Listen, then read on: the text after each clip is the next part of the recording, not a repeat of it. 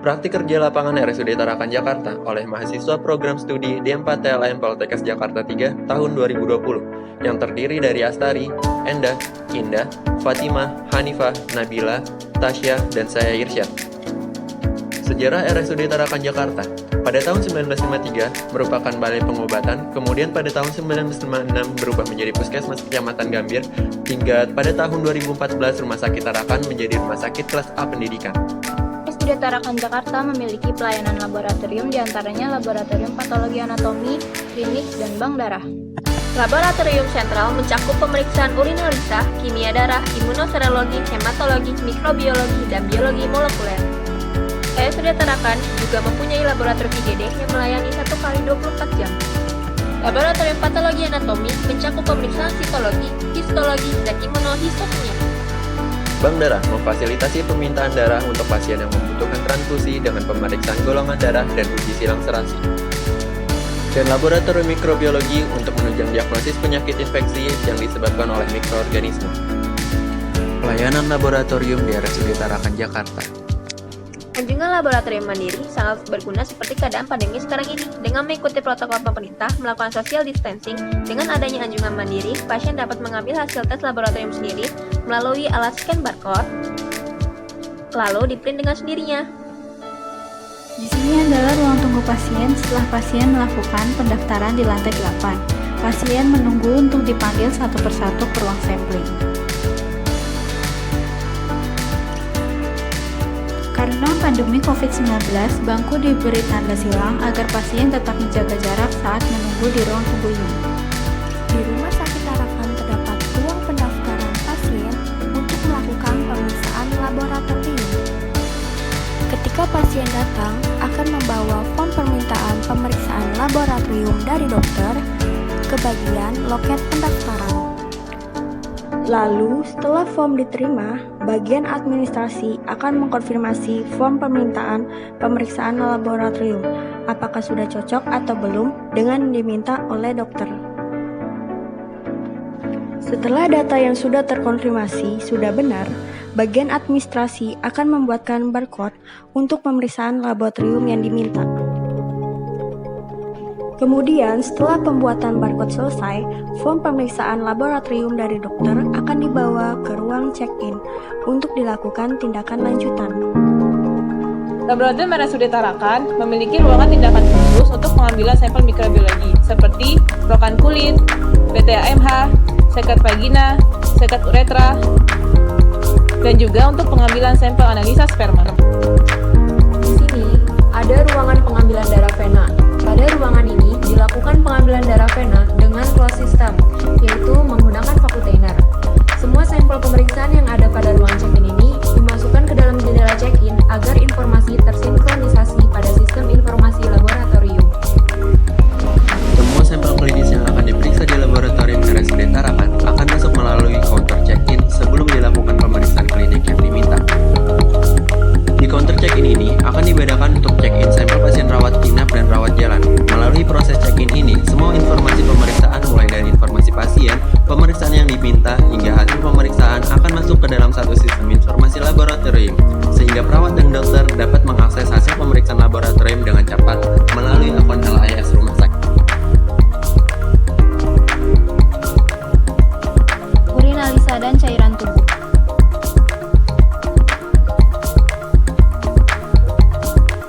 Pada bagian ini dilakukan pemeriksaan urin lengkap, nafza, tes kehamilan, pemeriksaan sperma, feses lengkap, darah samar, dan cairan otak, ASI-tes, serta pleura.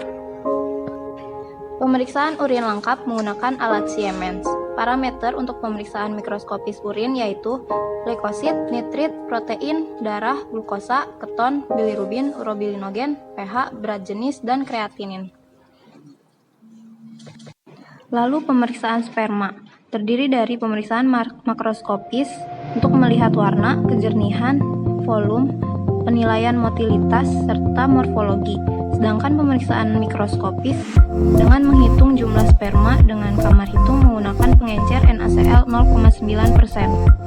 Pemeriksaan feses lengkap untuk melihat adanya perdarahan, empedu, parasit, dan telur parasit, serta melihat jumlah leukosit dan eritrosit. terakhir pemeriksaan cairan otak, asites, serta pleura. Melakukan pemeriksaan makroskopis, mengamati langsung warna dan kejernihan, serta mikroskopis dengan menghitung jumlah leukosit dalam kamar hitung dan jenis leukosit dengan pewarnaan rapid seperti pewarnaan pada hapus darah tepi.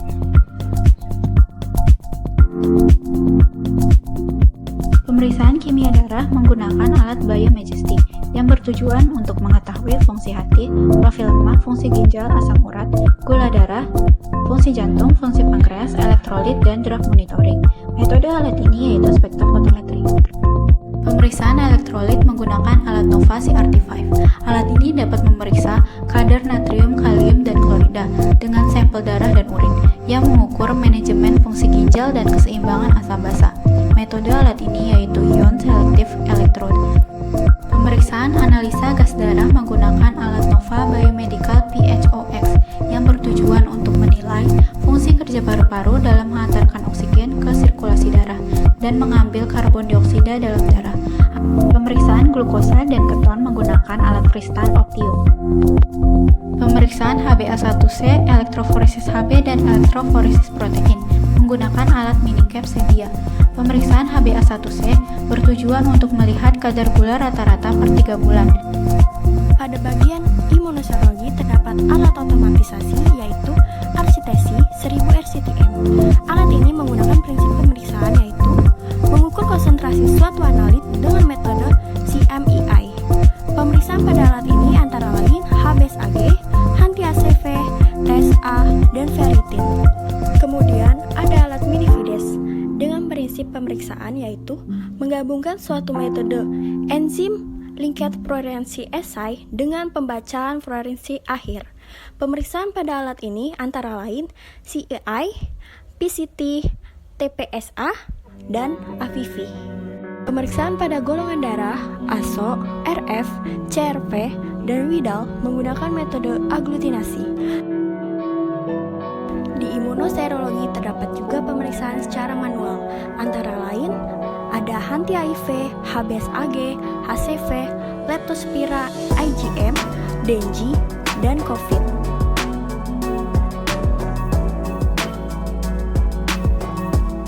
Pada bagian hematologi terdapat beberapa macam alat yang digunakan, diantaranya yaitu Sysmex XN1000 untuk pemeriksaan darah rutin. Alat tersebut menggunakan metode flow cytometry dengan prinsip sampel yang mengandung sal tersuspensi dalam cairan dan disuntikan ke dalam instrumen aliran sitometer. Alat ini juga dapat membaca retikulosit sehingga tidak perlu dibaca secara manual. Kemudian untuk pemeriksaan darah lengkap dilakukan juga pemeriksaan LAD menggunakan alat Alivax 20 MC dengan metode stop flow kinetic. Prinsipnya mengukur jarak pembentukan rulaks eritrosit secara fotometri. Lalu untuk pemeriksaan hemostasis terdapat beberapa pemeriksaan, diantaranya yaitu pemeriksaan PT, PTINR, APTT, D-dimer dengan menggunakan alat CA 1600 series, di mana metode yang digunakan yaitu metode optik. Untuk pemeriksaan DIFCON, morfologi darah tepi dan sediaan basah bertujuan untuk menghitung jumlah dari jenis-jenis leukosit dan melihat morfologi darah tepi dengan menggunakan pewarnaan Wright. Prinsipnya yaitu setelah difiksasi, kemudian sediaan akan diwarnai dengan Wright dan diberi aqua agar menjaga morfologi sel. Untuk laboratorium mikrobiologi, setelah sampel di-check-in, ambil sampel seperti sputum, kultur darah, urin, dan ambil formulir dari box mikrobiologi. Untuk sampel kerokan kulit, seket vagina, seket uretra, BTMH dari ruangan tindakan khusus. Tujuan dari pemeriksaan kultur ini untuk mengetahui jenis bakteri dari koloninya. Untuk sampel kultur darah, masukkan identitas pasien ke dalam komputer untuk diinput datanya. Dan jangan lupa di barcode ya. Dan masukkan ke alat Bidibaktek untuk dilihat ada tidaknya pertumbuhan pada alat. Dan jangan lupa di barcode ya. Setelah itu, catat di pembukuan. Ini adalah Bidibaktek FX40 dengan tujuan untuk mendeteksi pertumbuhan mikroorganisme. Jika hasilnya positif, dilanjutkan dengan penanaman media seperti BA, NCA, TIO, dan pewarnaan gram. Dan jika hasilnya negatif setelah 1x24 jam, maka dilihat setiap 1x20 berikutnya hingga maksimal 5x24 jam ditanam di media BA dan pewarnaan gram. Dan berikut ini adalah untuk pemeriksaan kultur sputum, urin dan feses, kultur swab vagina, dan kultur pus atau luka. Berikut ini adalah pemeriksaan kerokan kulit untuk mengetahui ada atau tidaknya HIV atau spora. Kemudian pemeriksaan swab vagina untuk mengambil sediaan seperti lendir yang terdapat pada daerah vagina untuk diperiksa mikroorganismenya. Dan pemeriksaan BTA intra dan ekstraparus serta Marburg Hansen untuk menemukan bakteri basil tahan asam. Setelah itu, untuk mengetahui lebih lanjut lagi, lakukan identifikasi bakteri dan uji resistensi. Laboratorium Biologi Molekuler. Laboratorium ini merupakan BSL 2+ dengan sekat menjadi 3 ruangan, dilengkapi dengan lock access, CCTV, dan tekanan negatif di dalam ruangannya. Dan di area ini diwajibkan untuk memakai APD lengkap. Pada laboratorium ini dilakukan pemeriksaan deteksi SARS-CoV-2 dan viral load HIV. Dalam pemeriksaan VL HIV dan COVID, dilakukan preparasi sampel di dalam BSC level 2. Sampel diurutkan sesuai dengan order spesimen, kemudian spesimen dipindahkan dari VTM atau tabung darah EDTA untuk pemeriksaan viral load HIV, kemudian dimasukkan ke dalam tabung baru dengan rak khusus untuk selanjutnya dipindahkan ke dalam alat ekstraksi Abbott M2000SP. Alat ini mampu maksi 96 sampel dengan 2 kontrol untuk pemeriksaan SARS-CoV-2 dan 3 kontrol untuk pemeriksaan viral load HIV dengan metode magnetic binding. Prinsipnya, alat ini mampu mempurifikasi RNA atau DNA di dalam tubuh virus dengan bantuan mikropartikel melalui tahapan lisis, presipitasi, pencucian sebanyak 2 kali, kemudian dielusi hingga didapatkan RNA yang murni. Di alat ini juga dilakukan master mix dengan reagen PCR untuk dapat bereaksi pada saat proses amplifikasi. Setelah didapatkan RNA yang murni, spesimen di dalam plat ditutup dan dipindahkan ke ruang amplifikasi melalui flash tube untuk meminimalkan kontaminasi. Dan proses amplifikasi spesimen dilakukan dengan alat RT2000. Tes cepat molekuler untuk deteksi Mycobacterium tuberculosis. Untuk deteksi Mycobacterium tuberculosis secara cepat, digunakan alat GenExpert TCM-TB untuk mendeteksi adanya antigen MTB di dalam spesimen pasien. Alat ini menggunakan metode real-time PCR dengan perbanyakan kuantitatif materi genetik MTB sehingga hasil dapat diperoleh dalam 2 jam. Dengan alat ini juga dapat diketahui ada atau tidaknya mutasi pada MTB yang berpengaruh pada resistensi obat tuberkulosis rifampicin sehingga pasien dapat memperoleh treatment yang tepat. Dalam laboratorium patologi anatomi, sampel datang dari ruang operasi, lalu diberikan ke administrasi, diberikan nama, nomor lab, nomor RM, dan jenis jaringannya, lalu dicatat di buku penerimaan sampel. Ini adalah ruangan pemotongan jaringan. Ini adalah alat untuk dilakukannya frozen section atau potong beku. Processing jaringan dilakukan dengan alat Citadel 1000 dengan prinsip fiksasi, dehidrasi, clearing, dan juga infiltrasi. Proses embedding dilakukan di embedding center dengan alat thermoshannon dengan prinsip menanam jaringan ke dalam blok-blok parafin. Setelah menjadi blok parafin, dilakukannya trimming dengan menggunakan alat mikrotom untuk mendapatkan potongan slide setipis mungkin. Ini adalah alat sitospin untuk pembuatan slide dari sediaan sitologi. Setelah itu dilakukan tahap staining atau pewarnaan, yaitu dengan prinsip memasukkan zat warna ke dalam jaringan agar sitoplasma dan inti sel terwarnai dengan jelas. Berikut adalah alur permintaan darah hingga darah siap digunakan pada Laboratorium Bank Darah RSUD Tarakan. Petugas rumah sakit membawa formulir permintaan darah beserta sampel darah pasiennya. Petugas mengkonfirmasi sampel dan formulir, dilakukan penginputan data pasien, nomor registrasi, serta jenis permintaan. Setelah itu, petugas mengambil stok darah sesuai jenis golongan darah yang diminta pada formulir.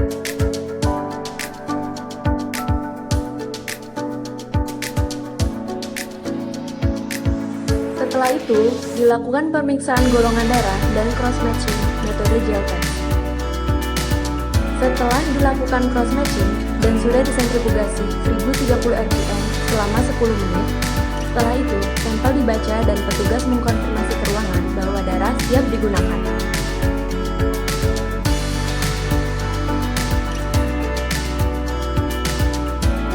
Dan juga RSUD Tarakan telah melakukan fungsi seperti hematologi, hemostasis, analisis dan cairan tubuh, hidrosologi, dan kimia darah. Untuk PMR dilakukan setahun 2 kali yang dilaksanakan oleh INAIKAS. Dan untuk PMI setiap hari alat dikontrol dan dikalibrasi tergantung permintaan alat. Lalu, alat pelindung diri. Selama masa pandemi COVID-19, Laboratorium RSUD Tarakan menggunakan APD yang berbeda-beda sesuai dengan profil risiko tempat bekerja. Untuk di Laboratorium Sentral dan Sampling Non-COVID, menggunakan APD level 2. Sedangkan, untuk pengambilan swab dan pengambilan darah untuk pasien COVID, serta lab PCR, menggunakan APD level 3 dengan tetap memperhatikan PPI dan K3. Pengolahan limbah. Pengolahan limbah terdiri dari limbah padat dan cair. Limbah padat terdiri dari limbah padat non-infeksius dan limbah tajam. Limbah padat non-infeksius langsung dibuang ke limbah domestik, sedangkan limbah tajam dibuang ke safety box. Yang kedua, ada limbah cair yang terdiri dari limbah cair berkonsentrasi tinggi seperti zat sisa pewarna yang dikelola langsung oleh pihak ketiga dan limbah cair berkonsentrasi rendah yang dikelola oleh IPAL, instalasi pengolahan air limbah. Demikian kegiatan PKL kami di RSUD Tarakan, Jakarta.